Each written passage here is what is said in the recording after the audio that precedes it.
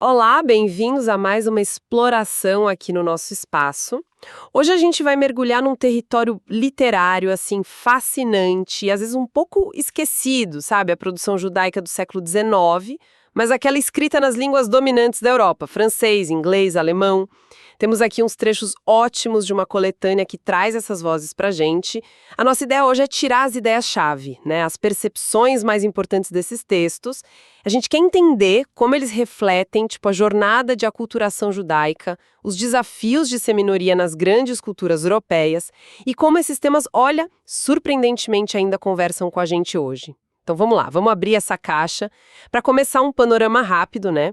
Essa literatura que floresceu ali mais ou menos entre 1830 e 1900, ela é super importante não só para pegar a experiência judaica daquele tempo, mas também para entender os caminhos que a literatura judaica depois, no século XX, ia tomar. Claro, né? Tinha imprensa e literatura em Yiddish ladino, nos Estados Unidos também, mas nosso foco hoje são esses centros europeus, França, Inglaterra, Alemanha, onde muitos judeus, naquele processo de modernização, acabaram adotando o francês, o inglês e o alemão. É realmente interessante aqui, sabe? Como essas obras funcionam quase como um protótipo do que a gente entende hoje como ficção de minoria ou ficção étnica na Europa. São escritores usando as ferramentas culturais, a língua hegemônica mesmo, para dar voz às necessidades, aos desejos, às angústias de um grupo que estava meio à margem. É uma janela, assim, privilegiada para a complexidade da identidade judaica moderna que estava se formando ali. E um fio condutor muito forte é essa tensão, né? Entre manter a identidade e o processo de assimilação. Vamos pegar, por exemplo, o Mascate, o Der Podjas, do Leopold Kompert, lá de 1849. A história traz o Emanuel, um jovem que volta para o gueto disfarçado de mendigo, bem na hora que a família está se preparando para a conversão dele ao cristianismo. Esse disfarce é mais que um truque, né? É uma metáfora forte para a alienação interna que a assimilação pode trazer. Exatamente. Ele está ali fisicamente, mas está invisível, sabe? Não é reconhecido nem pela própria mãe. E o Compert pega essa angústia de um jeito brilhante. Tem uma hora que o Emanuel pensa algo como: eu flertei com o perigo de ser reconhecido como quem brinca com algo afiado, mas ninguém me reconheceu. Essa sensação de estranhamento vai até para o contato com outros judeus pobres no albergue, a tal da Schlafstube. E ainda tem aquela história dentro da história que a mãe dele conta sobre um menino que é seduzido à conversão pela promessa de saber o final de um livro. Uma alusão clara ao Novo Testamento, né? Claríssima. É uma forma de mostrar a atração e, ao mesmo tempo, o perigo da assimilação. E o conflito de gerações de valores também aparece forte naquele diálogo tenso entre o Emanuel disfarçado e o pai sobre trabalhar no domingo cristão. Essa questão de navegar mundos diferentes também aparece de outro jeito, né? Com foco nos desafios das mulheres, as barreiras sociais. Isso está em Rachel ou A Herança Rachel ou L'Héritage, do Godchaux Weil, o Bem Leve, de 1833. A gente conhece a Rachel, uma jovem provavelmente judia, abandonada pelo marido rico, vivendo modestamente com o tio, que era ex-rabino e virou cantor em Paris. É um retrato de vulnerabilidade, com certeza. Mas o que chama atenção é a busca da Rachel por autonomia. Numa época super restritiva para mulheres, né? Ela tenta ganhar a vida escrevendo contos, essa é a herança dela, na verdade. É uma demonstração, assim, notável de agência feminina, mesmo que ela pague um preço alto com a saúde frágil dela. E tem o amor não correspondido pelo Gerard, um jovem que ela observa, barrado pela diferença religiosa. Ela mesma fala para a narradora: a religião dele diferia da minha. O fim trágico dela, consumida pela doença, só reforça essas limitações sociais dolorosas. E o final tem uma ironia cortante, né? A leiteira Madeleine, que cuidou da Rachel no final, herda os manuscritos dela e acha que recebeu uma fortuna literal, em dinheiro, sem a menor noção do valor artístico. Exato. Ela fala toda orgulhosa: aqui está a minha fortuna, mostrando um abismo total na percepção do que realmente tem valor. Que coisa, né? Mudando um pouco de cenário, mas ainda nessa exploração da identidade sob pressão, temos a experiência sefardita, o criptojudaísmo, em A Fuga, um conto de 1755, The Escape, da Grace Abiar, de 1844. A gente vai para Portugal, meio do século XVIII, conhecemos o Álvaro Rodrigues, um comerciante que parece ser um católico super devoto, mas que secretamente pratica o judaísmo, o que a gente chama de criptojudaísmo. Isso, criptojudaísmo é exatamente isso. A prática secreta do judaísmo, por descendentes de judeus que foram forçados à conversão, né? Os chamados marranos, pejorativamente, na Península Ibérica. E Aguilar descreve essa vida dupla de forma muito vívida, sabe? A cerimônia de casamento secreta, os cuidados para evitar comida proibida, as celebrações do Shabat escondidas. O perigo é constante. O Álvaro é denunciado por um espião da Inquisição, um tal de Leiva, que está de olho na riqueza dele. E ele é preso, acusado de ser judeu relapso, alguém que voltou às práticas judaicas. E a coragem da esposa, a Alma, é impressionante, né? Ela foge, deixa o filho com um servo leal, o Hassan, e arma um plano para resgatar o marido. Ela diz: viveremos ou morreremos juntos. Forte isso. Muito. A tentativa de fuga da prisão com a Lima escondida nas flores é super tensa, mas acaba falhando. Sim, eles são recapturados. E o clímax? Nossa, acontece durante o Alto da Fé. Aquela cerimônia pública terrível da Inquisição, né? Para anunciar sentenças, fazer execuções, muitas vezes na fogueira. No momento exato em que o Álvaro e a Alma estão para morrer, eles recitam juntos o Shema Israel, a afirmação central da fé judaica. Ouve, ó Israel, o Senhor nosso Deus, o Senhor é um. E bem nesse instante, acontece o quê? O grande terremoto de Lisboa, de 1755. Incrível. A Aguilar usa esse evento histórico de um jeito magistral. Para sublinhar a fé inabalável, o martírio, cria um cenário épico para a afirmação final de identidade deles. Seguindo nessa linha da perseguição da identidade secreta, tem também os Marranos, crônica espanhola. Les Marranos, do Joseph Schornstein, de 1861. Essa é uma história mais de aventura, né? Sobre criptojudeus fugindo da Inquisição espanhola. Foi publicado em capítulos num jornal judaico francês e o objetivo era bem claro: fortalecer a solidariedade judaica contra a tentação da assimilação na França da época. A atmosfera de medo constante é palpável ali. O Diego e a filha, Juanita, são marranos. As reuniões secretas em ruínas, usando a senha Loame, que significa não meu povo, uma referência bíblica, reúnem gente muito diversa. Nobres, trabalhadores, até monges, mas sempre com a ameaça de espiões da Inquisição infiltrados. Isso cria uma tensão enorme. E a trama acelera quando o Diego é preso e a Juanita entra em pânico. Ela recebe ajuda do irmão Henriques, que é um monge também marrano e que carrega veneno como último recurso para evitar tortura, delação. Mas a Juanita acaba sendo torturada mesmo assim, e a marca física disso é chocante, né? Como ela mostra depois. Ela levanta a manga e mostra o braço mutilado. Uma imagem fortíssima. O Schornstein usa esse trauma histórico da Inquisição como um espelho para reforçar a identidade judaica no século XIX. E é curioso notar como a história pinta a França como uma terra prometida para esses fugitivos, né?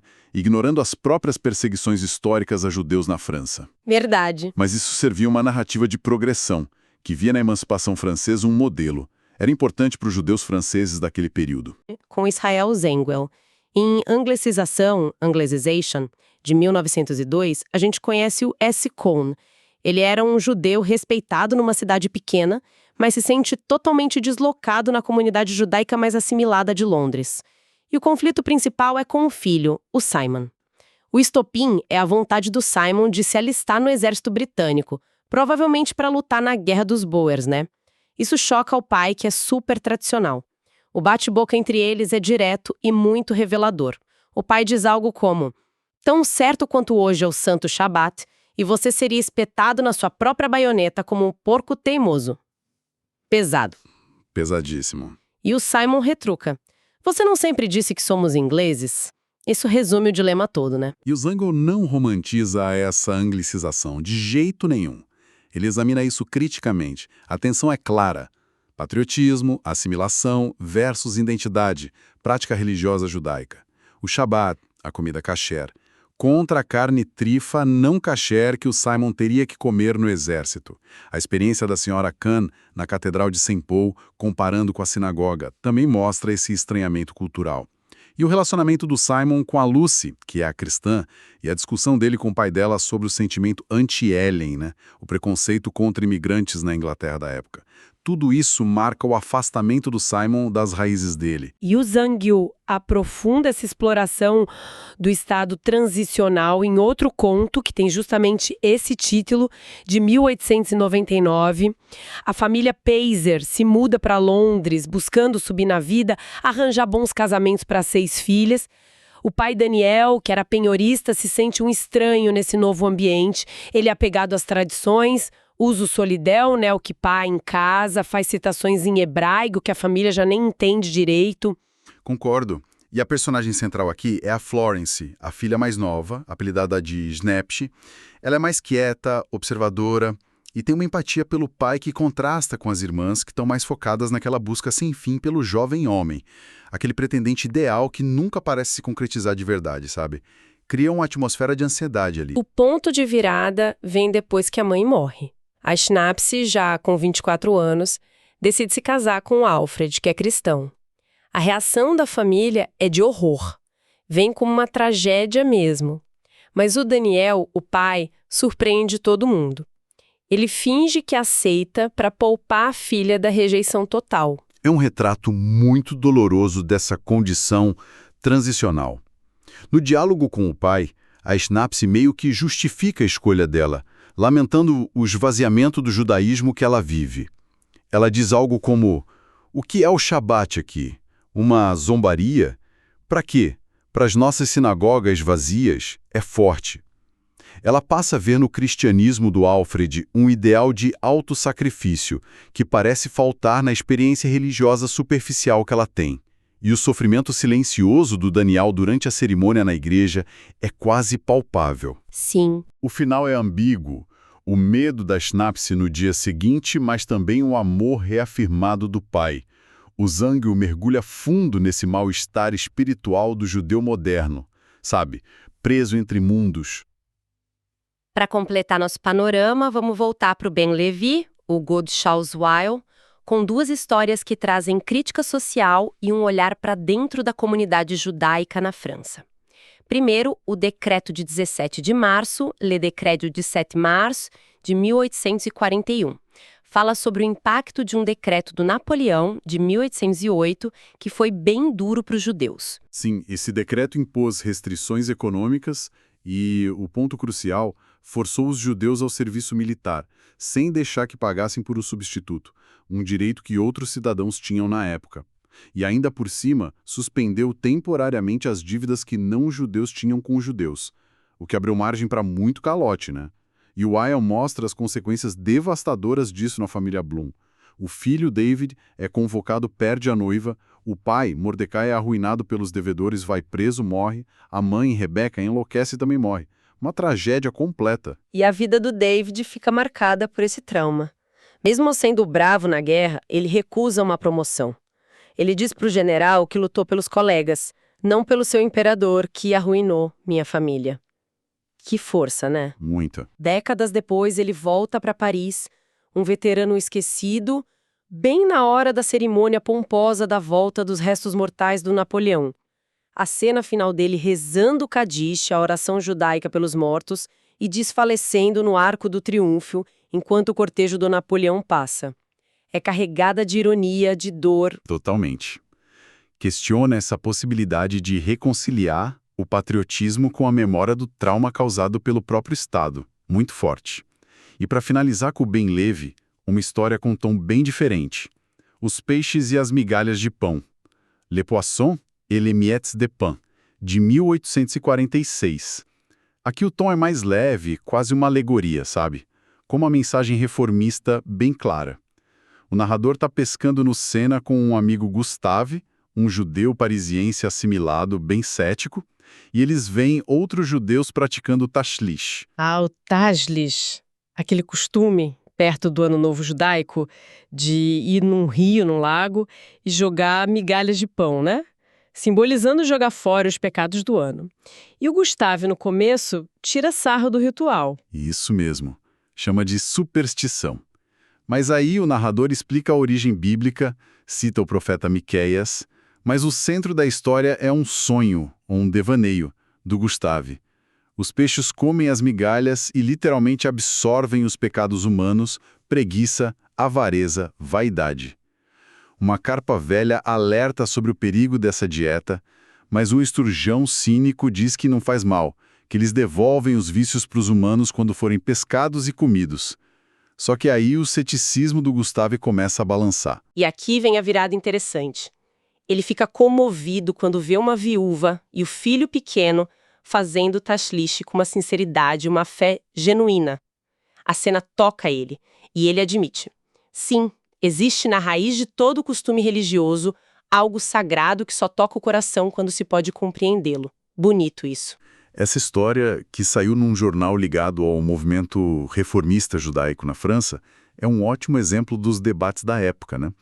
Critica a prática religiosa feita só por fazer, de forma automática, sem significado, mas ao mesmo tempo busca resgatar um sentido espiritual mais profundo para a tradição.